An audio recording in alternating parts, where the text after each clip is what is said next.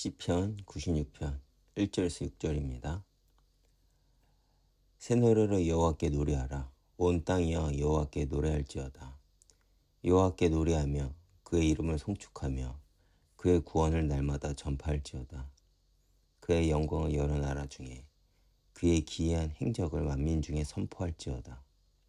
여호와는 위대하시니 지극히 찬양할 것이요 모든 신들보다 경외할 것이며 만국의 모든 신들은 우상들이지만 여호와께서는 하늘을 지으셨음이로다. 존귀와 위엄이 그의 앞에 있으며 능력과 아름다움이 그의 성소에 있도다. 아멘. 시편 96편은 단순히 하나님의 백성만이 아니라 온 땅이 하나님께 예배하는 것이 마땅함을 드러냅니다.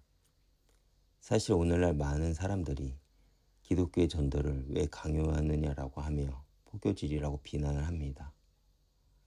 그러나 시편 96편은 우리가 복음을 전해야 하는 분명한 이유를 보여줍니다.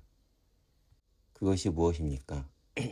바로 하나님의 온 우주의 예배를 받으시기에 합당한 분이시기 때문에 모든 사람들이 그분을 알고 예배해야 한다는 것입니다. 그리고 이러한 시편 96편의 구조는 오늘 우리의 신앙과 많이 닮아 있습니다. 우리는 하나님을 진정으로 알고 경험한 자들로서 온 세상에 그분을 선포해야 하는 사명이 있음을 분명하게 알아야 합니다. 먼저 1절부터 3절까지 해서 시편 기자는 새 노래로 찬송하라고 명령을 합니다. 1절에 기록된 새 노래는 단순히 새로 작곡한 노래가 아닌 하나님의 새로운 구원의 행위에 대한 응답으로 부르는 노래를 하라는 의미를 가집니다. 하나님께서 우리의 삶에 개입하시고 우리가 그것을 인정할 때 우리는 성경의 하나님을 새로 알게 되고 그로 인해 새 노래로 하나님을 찬양하게 될 것입니다. 사실 우리는 하나님을 진정으로 알기 전에는 예배가 그저 의무적이고 곤욕스러운 일이었습니다.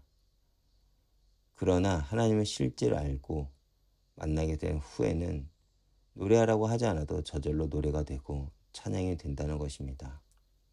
마치 꽃이 피는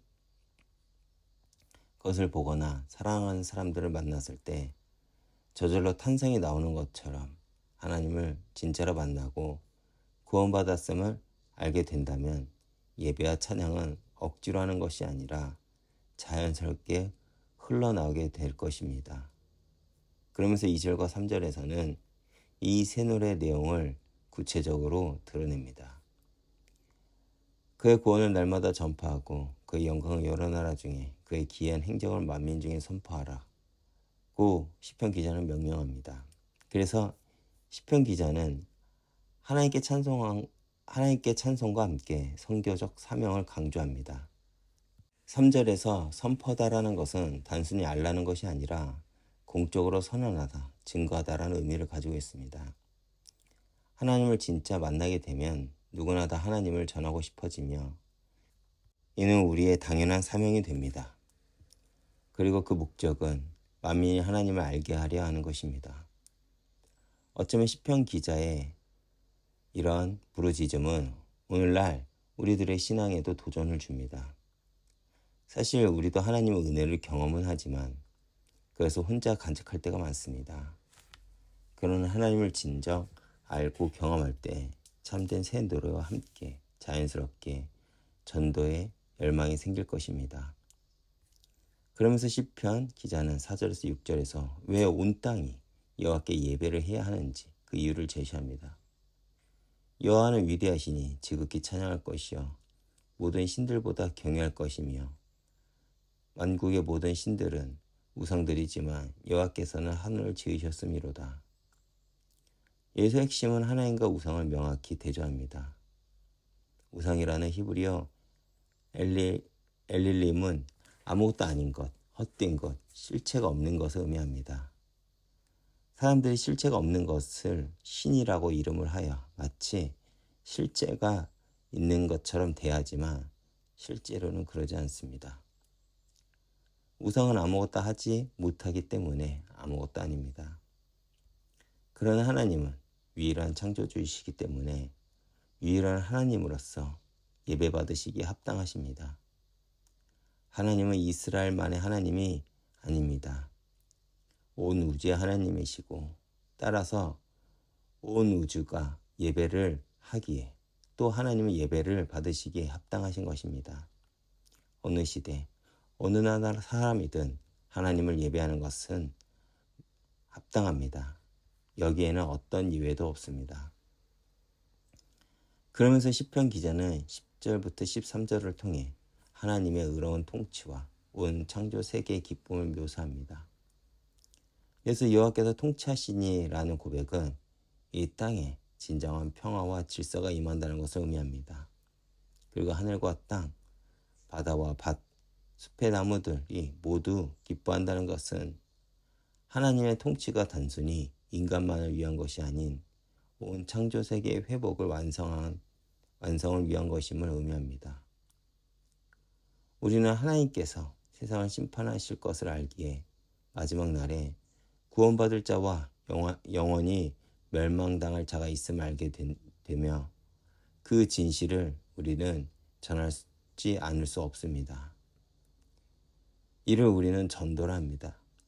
우리가 대단해서 새 노래를 부르는 것이 아닙니다. 우리는 여전히 부족하고 연약하지만 지금도 하나님의 구원과 그분의 의로운 통치하심이 있기에 오늘도 우리는 새로운 찬송을 부르며 살아가고 있는 것입니다. 그렇다면 시편 96편이 우리에게 주고자 하는 메시지는 무엇입니까? 먼저는 하나님을 진정으로 알고 경험하라는 것입니다.